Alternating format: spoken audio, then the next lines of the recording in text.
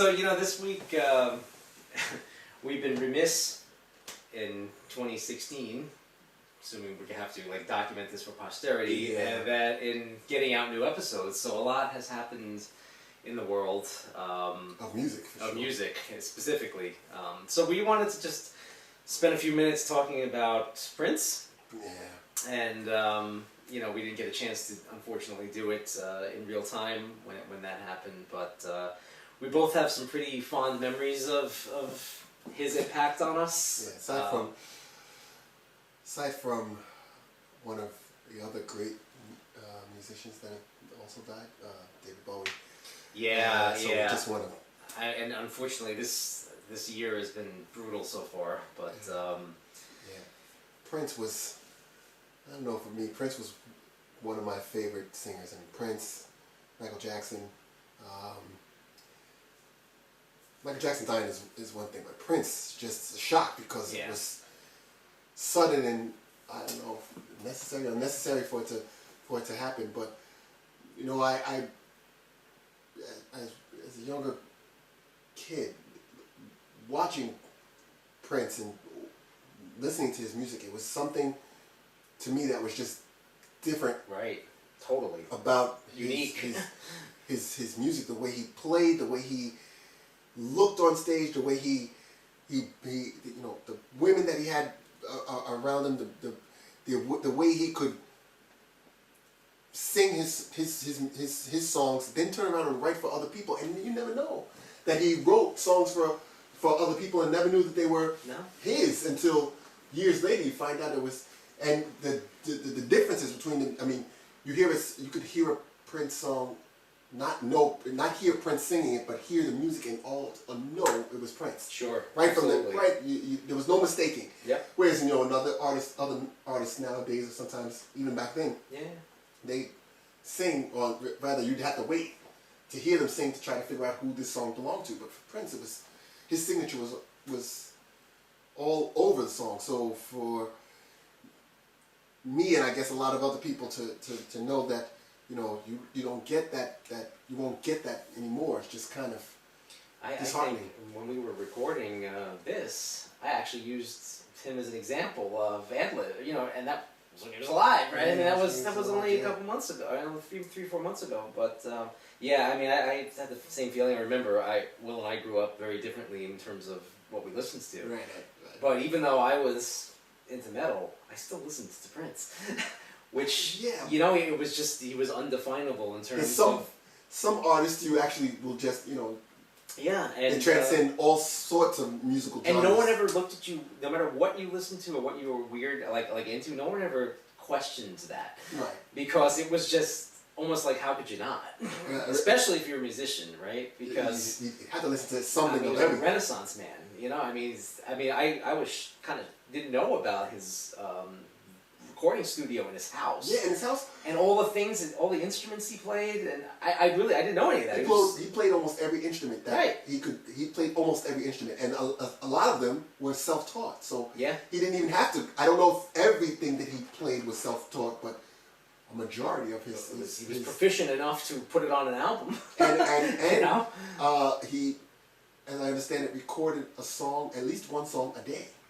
Yeah, well, and at least one song a day. So the Vault's got over 10,000 songs. Something. I can't. It's going to take them decades to sift through all that. To sift through it until hopefully they'll be able to release stuff. So I have no doubts they will, but I don't think there's any artist that has that much of a repertoire after. There might be. It's just, would you want to listen to any of it? And I would probably gamble that there are very few lemons in that vault. Right, because he was known for saying that he didn't give his best music to his record label. So right. So imagine the great things that he must have saved for himself. What an incredible time capsule that's going to be. I mean, I'm really looking forward to hearing that. But I mean, when you talk about seeing people live, he, without question, was one of the most memorable. I only saw him once. I saw him once too. And I believe it was called the Brendan Byrne Arena. That's right. Okay. And I'll never forget this, not only because it was just incredible, right, in terms of music, but, it was at a time when the stage show was kind of dwindling and at least when I saw him, meaning a bunch of guys got up, they played, they talked to the audience a few times, and then they left. Right? There wasn't any, there wasn't a lot relationship between the artist on stage and the people that are in the audience. There wasn't a lot of unique or creative things, for the most part, being done, at least in the music that I was listening to. It was like, let's get up to rock, right? So, and the two things I distinctly remember about the one time I saw him was he had this, and he literally created like a living room on stage. He had a couch and a coffee table, and there's a TV, and he basically recreated a living room.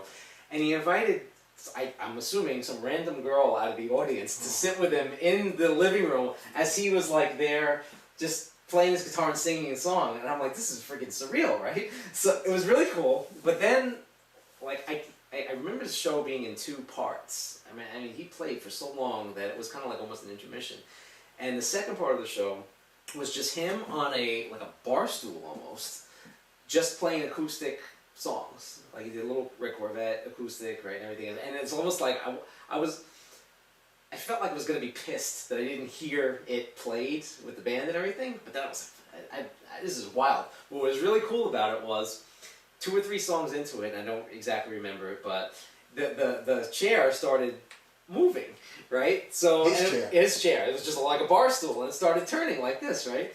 And then it was very subtle at first, but then like when you got to a point where the song would stop, the chair would be like, it would like whip around, like, and people would go like ape shit, right? Oh. And then it would just start playing again, and it would do things based upon what he was singing, and it was such an easy, subtle, simple effect, but with him wielding it, it was just like, it was godlike. And he started so many different, I wouldn't say bands, but offspring. I mean, so I don't even know if I can count them all, but you got, from him, you have Wendy and Lisa.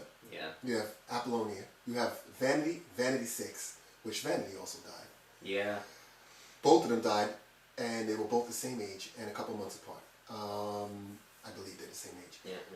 Let's see. The Time, The Family, The Revolution, and I forget the last band. It's just the last group that he was a part of. But I mean, and they were on his Diamonds and Pearls sort of group. But imagine all that music from just one person, right? That's spawns out, Yeah. And I'm also going to include, even though she may have had a career on her own before that, but I'm also going to include Sheila E. And so, sure. these people who've come from Prince or had some sort of influence, and then not to mention, even though these are totally separate stars on their own right, but they had very huge hits from him. There's Sinead O'Connor, which I wasn't even aware of. You didn't know? I didn't know. I mean, I didn't really listen to her, and then I started finding out all this stuff afterwards. I had no idea. And he wrote that song for her. Yeah. And he also did Sheena Easton. And I don't mean did Sheena Easton. I mean, might have done that too. I mean, he from Sheena Easton had a couple hits from him. She had You Got the Look. That's his. And also Sugar Walls, he wrote. As the pseudonym really Alexander Nevermind. He wrote that under that, but that's actually Prince writing that song. So no idea, man. So I was just amazing. And it was such a laid back. So you have a story about that. I got a pretty awesome story about Prince, which is related to Prince. So I used to work on 40th Street, right near 48th Street in New York City, which is the mecca for musicians back in the, let's say probably from the 70s to the late 80s. Okay. Yeah. So yeah, I mean, you had Sam Ash there, you had Manny's, you had Rudy's, and 48th Street Custom. I mean, it was just, you spend hours just looking in windows and going in and just seeing stuff that you've never seen before, the exotic instruments. So at lunchtime, that's where I would basically hang out, being a musician. And at lunchtime? Well, yeah, they were extended lunches, right? And I'll never forget, I walked past 48th Street Custom, and in the window there was this gleaming, gorgeous bass that I had never seen anything like it before, and it was just like there was a halo around this thing, right? Mm. And it was funny. I was going to Italy for a month to work, and I said to myself, if that thing is in the window when I get back from Italy, it's coming home with me. You went to Italy to work for a whole month. For a whole month straight, right? So I was gone for about 5 weeks, let's just say, right, between the time I got back there. Get back, I'm on 48th Street, Halo's still there, bass is in there. I said, okay. I go in, and I said, see that bass in the window? You know, he's like, oh yeah. He goes, man, that's killer instrument. I'm like, oh shit, I've been looking at it for 5 months, right? I mean, I touched this thing. I barely even played it, and I was like, this is a instrument of just superior craftsmanship, right? I basically told him I'm buying it on the spot, right? Now, I paid for it. I went, you know, they put it in the case and everything. And the guy who I was talking to was like, hey man, you know, come back here. I just want to chat with you for a second. I said, yeah, what's up? He's like, listen, he goes, I have no reason to tell you this because you already bought it, meaning I'm not trying to give you a sales pitch or anything else, but he goes, if you look, he goes, yeah, he goes, if you look at this bass, he goes, the only thing I can tell you about it, and I can't mention any names. Go ahead. Okay, just question. The bass, looking at the bass prior to that, would you have... You know, I didn't because I would have, in a million years, not have guessed that, you know, there was a Prince influence on this. Okay. Now, which is weird because 48th Street Custom was infamous for working with artists directly and creating one-of-a-kind instruments, right? Which I kind of knew, and no, I didn't equate this with him yet. Okay. But what he told me was, so-and-so basically worked to design this guitar with the guys from Schecter Guitar Research, which basically, Schecter is a pretty well-known guitar manufacturer today. But back in the day, the only thing they did was custom work.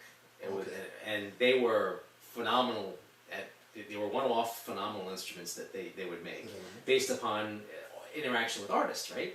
He goes, so, I can't mention any names, he goes, but if you look at this bass and you think about who has worked with Schecter in the past, and you think about some guitars that if you made, like, for example, this white, and you envision it, you would probably get a good idea of who was responsible for helping create this bass.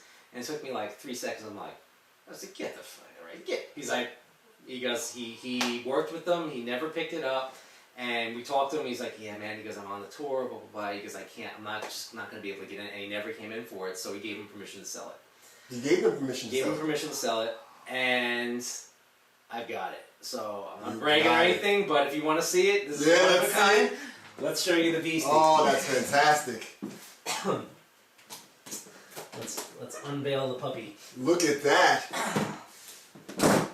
So,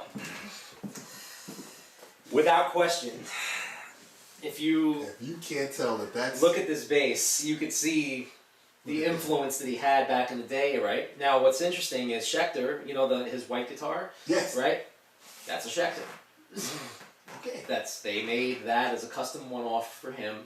They cannot legally reproduce it for anybody, right? There's knockoffs that are horrible, but that's the way these custom instruments usually work. Is, you know, the design, especially as Prince, you know, the symbol one, right? The artist one. So I looked at it. I'm like, well, I was like, this is an instrument of just the most superior craftsmanship ever. I mean, it plays like it's just to touch this thing, it just pulses with energy, right? And absolutely when he died, I was thinking to myself, I was like, man, I was like, I've almost got like a piece of history, right? From when he and that nobody else has. You will not see this anywhere. And I was so glad that I made the effort back in the day because it was a stretch to get it, and I said to myself, you know what? I never ever would sell this. I bought it because I loved it. I bought it because of the way it played and the way it sounds. I mean, I don't have it plugged in right now, but I mean, these are all EMG pickups. That's just next to the body, as I mentioned. All this mother of pearl on the top. I mean, I like the fact it wasn't fret markers. Usually there's markers. They're on the top. Wow. Instead of on the front. And this is the old. I don't know if you can see that. It's the old Schecter The label. The logo, right, that they used to use prior to them being Guitar Research. So everything I've ever heard about this checks out. And I gotta tell you, anybody that's ever played this, that is amazing. It's just a freaking gorgeous instrument, right? And so thank you, Prince, for designing my baby. I will not part with it. And you know, there's my little cool story about my, I mean, that's the beauty of living in New York and working in New York is you cross paths with, people and artists, and you might not even know it until years, decades later, right? And something sticks in your mind, so pretty cool, man. It's really terrible. Yeah. Prince is gone, but he's left. So fantastic. He left so much music and he left us so much inspiration for people. Totally, and so anyway, that's our little extended homage, and thank you for. We'll see you in the afterlife, man. See, yeah. Be good.